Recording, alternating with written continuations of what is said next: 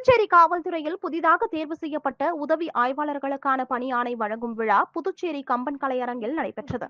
இதில் காவல்துறையில் 70 உதவி ஆய்வாளர் பணியிடங்களை நிரப்ப கடந்த ஆண்டு நவம்பர் 8ஆம் தேதி அறிவிப்பு வெளியிடப்பட்டது. இதனைத் தொடர்ந்து விண்ணப்பித்தவர்களுக்கு உடற்தகுதி தேர்வு மற்றும் திறன் தேர்வுகள் நடத்தப்பட்டது. இந்த தேர்வில் தகுதி பெற்றவர்களில் 58 பேருக்கு பணி ஆணை வழங்கப்பட்டது. மேலும் இந்த விழாவில் துணைநிலை ஆளுநர் கைலாசநாதன், முதலமைச்சர் ரங்கசாமி, சட்டப்பேரவைத் தலைவர் செல்வம் உள்ளிட்டோர் கலந்து கொண்டு தகுதி பெற்ற 58 உதவி ஆய்வாளர்களுக்கு பணி ஆணைகளை வழங்கி வாழ்த்தினர். மேலும் புதிதாக தேர்வு செய்யப்பட்ட உதவி ஆய்வாளர்கள் காவல்துறையில் சிறப்பாக பணியாற்ற வேண்டும் என்றும் பொதுமக்களுக்கு நேர்மையான சேவை வழங்க வேண்டும் என்றும் அவர்களுக்கு அறிவுறுத்தினர். இந்நிகழ்ச்சியில் காவல்துறை உயரதிகாரிகள் மற்றும் அரசு அதிகாரிகள் பலர் கலந்து கொண்டனர். கல்வி பெற்றவர்களாக இருப்பதை நான் பார்க்கணும். இங்க கூட பாத்தீங்கன்னா பிடெக் முடித்தவங்க அதிகமாக இருப்பதை பார்க்க முடியும். இங்க பாத்தீங்கன்னா பிடெக் முடித்தவங்க நம்மகிட்ட 20 பேர் இருக்காங்க.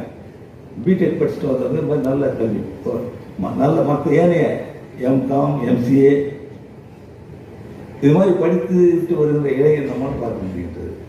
அப்படி நல்ல கல்வி பெற்றவர்கள், உயர்கல்வி பெற்றவர்கின்ற நீங்கள் இது போன்ற பொறுப்பான பதவியில் சிறப்பாக பணியாற்ற வேண்டும் என்று என்னுடைய எண்ணம். உதவி ஆய்வாளர்கள் மிக முக்கியமான பணி. உதவி ஆய்வாளர் என்பது மிக முக்கியமான ஒரு பணி. என காவல் நிலையங்களை பராமரித்து காவல் சிறப்பு நடத்தக்கூடிய ஒரு பொறுப்பில் இருக்கக்கூடிய